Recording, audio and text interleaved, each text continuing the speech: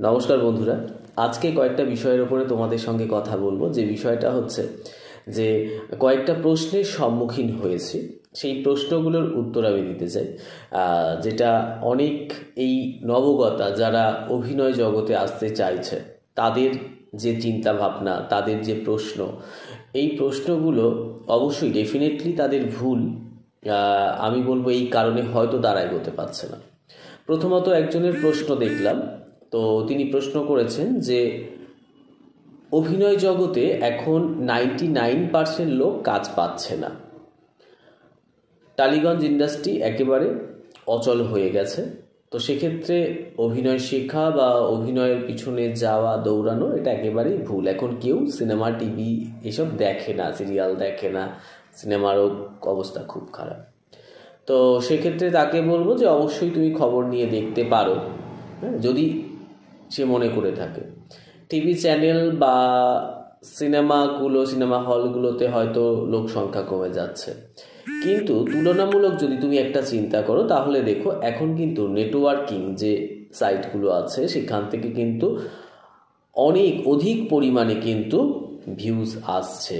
মানে একটা সিনেমা হলে যদি দেখা যায় যে প্রচুর মানে ভিড় হয়েছে আর কি, প্রচণ্ড পরিমাণে লোক সংখ্যা বেড়েছে, হাউসফুল হয়েছে ছবিটি। হাউসফুল হলেও সেখানে কত সংখ্যক লোক আছে হলটার মধ্যে সেটাকে দেখতে হয়।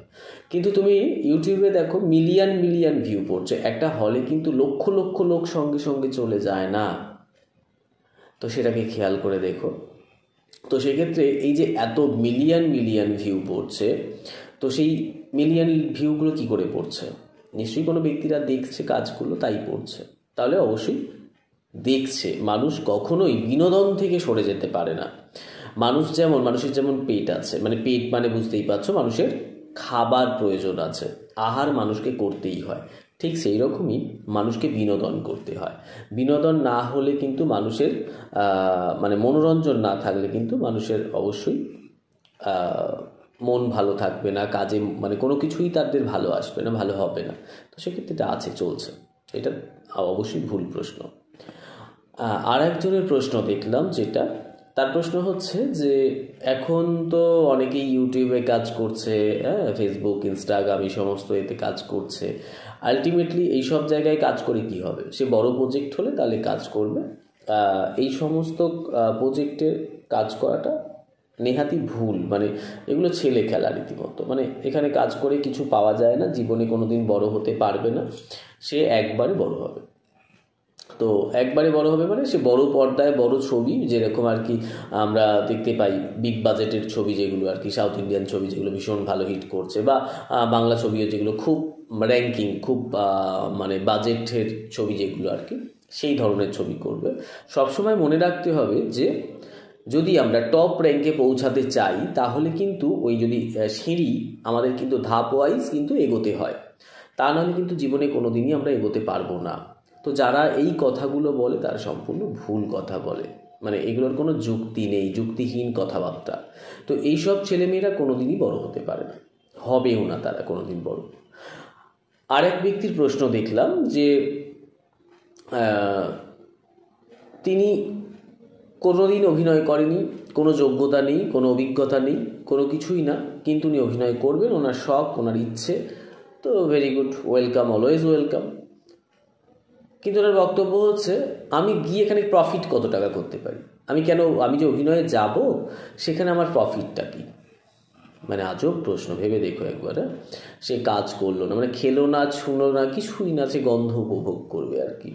তো সেরকমই ব্যাপার। তো কাজে এলো না, কাজের কোনো অভিজ্ঞতা নেই, কিভাবে অভিনয় করতে হয়, কি, তো প্রথমেই তাদেরকে আগে বলতে হয় কত টাকা সে পেমেন্ট পাবে। এই কারণে কিন্তু এই ব্যক্তিরা ঠকে। ভালো করে মাথায় রেখো কথাগুলো, তাহলে তোমরা বুঝতে পারবে। এই ব্যক্তিকে যে বলবে তার মানে এই ব্যক্তির অধিক লোভ। এরা লোভে শিল্পকলা করতে আসে। শিল্পটা কিন্তু কখনো অর্থ দিয়ে হয় না। প্রথমেই তুমি অর্থ বিচার করছো, কখনোই কেউ কিন্তু অর্থ দিয়ে তোমাকে ফার্স্ট টাইমই শিল্পকলার জন্য নেবে না। তোমার যদি ক্যাপাসিটি থাকে, তোমার যদি গুণ থাকে, তাহলে কিন্তু তোমাকে অবশ্যই নেবে, সবাই কাজে নেবে, সিলেক্ট করবে তোমাকে কাজের জন্য, বা তোমার পিছনে দৌড়াবে। তো এই হচ্ছে ব্যাপার। আমি খুব সাধারণভাবে সাদামাটা কথা বলে বোঝাতে ভালোবাসি, তাই তোমাদেরকে একদম পরিষ্কারভাবে বলছি। বড় শিল্পীরা যাদের তোমরা দেখে বড় হও, বড় হতে চাইছো, তারাও একদিন ছোট ছিল, তারাও একদিন অনেক স্ট্রাগল করেছে, তবেই জায়গাটা পৌঁছাতে পেরেছে। কিন্তু তোমরা কিন্তু সেটাকে ভাবো না। তোমরা ভাবো যে আমরা এসেই কিন্তু ওই জায়গাটাকে মানে ধরবো আর কি। সম্ভব না, কখনোই সম্ভব না। তো এইরকম ভুল চিন্তা ভাবনা নিয়ে এগোলে বারবার ঠকতে হবে, কিচ্ছু করার নেই। যাই হোক, এরকম বহু প্রশ্ন আসে, বহু প্রশ্নের সম্মুখীন হতে হয় আমাদের। যে প্রশ্নগুলো নিতান্তই আমার মনে হয় বোকা বোকা প্রশ্ন। একটাই উত্তর হওয়া উচিত, তুমি কর্ম করো, ফল পাবে। কর্মটাকে সঠিকভাবে করতে হবে। তুমি বলতেই পারো, ভাবতেই পারো যে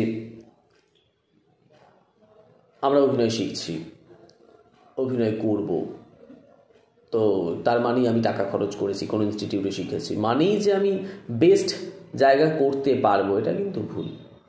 তোমাকে তো তৈরি হতে হবে। একটা স্কুলে দেখবে 100টা ছেলে মেয়ে পড়াশোনা করছে একটা ক্লাসরুমে। তো একটা ক্লাসরুমে যদি 100টা ছেলে মেয়ে পড়াশোনা করে, সেখানে দেখবে ফার্স্ট সেকেন্ড থার্ড 3 জন হয়। ঠিক আছে, 100টা ছেলের মধ্যে 3 জনকে বেছে নেওয়া হয়, ফার্স্ট সেকেন্ড থার্ড। তারপরের সারিতে যারা থাকে মোটামুটি 10 জনকে একটা সারিতে রাখা হয় যে এই 10 জন টপার। কিন্তু বাকি 90 জনকে কিন্তু টপার হিসেবে ধরা হয় না। তারপরে হয়তো আরও 20 জনকে নেওয়া হলো সেকেন্ড পোর্শনে। কিন্তু তারপরে শেষের দিকে যারা আছে তারা কিন্তু ওই পিছন বেঞ্চেই পড়ে থাকে, ফেল করে, তারা কিন্তু এগোতে পারে না। তারা কিন্তু ওই ক্লাসকে দোষ দেয়, টিচারদের দোষ দেয়। তারা কিন্তু একবারও ভেবে দেখে না যারা ফার্স্ট সেকেন্ড থার্ড হয়েছে তারা কতটা পরিশ্রম করেছে, কিভাবে এগিয়েছে, এটা কিন্তু কখনোই দেখে না। তারা শুধু একটা জিনিসই ফলো করে, একটা জিনিসই বোঝে যে ওকেও সেই জায়গায় পৌঁছে দিতে হবে। ও টাকা খরচ করেছে, ও ক্লাসে পড়ছে, তো এটা তো যুক্তি নয় ভাই। শেখার জায়গায় সবাই স্টুডেন্ট, সবাই শিখছে, কিন্তু কাজের দক্ষতা অনুযায়ী যে যার জায়গা করতে পারবে। শিল্প জগতে কিন্তু এটা সবার প্রথম ভাবা উচিত। এটা ভেবে তোমরা শিল্প জগতে এসো, না হলে কিন্তু অনেক কষ্ট আছে। যাই হোক, আজকে এটুকুই। ভালো থেকো সবাই। আশা করি তোমাদের টিপসগুলো কাজে লাগবে।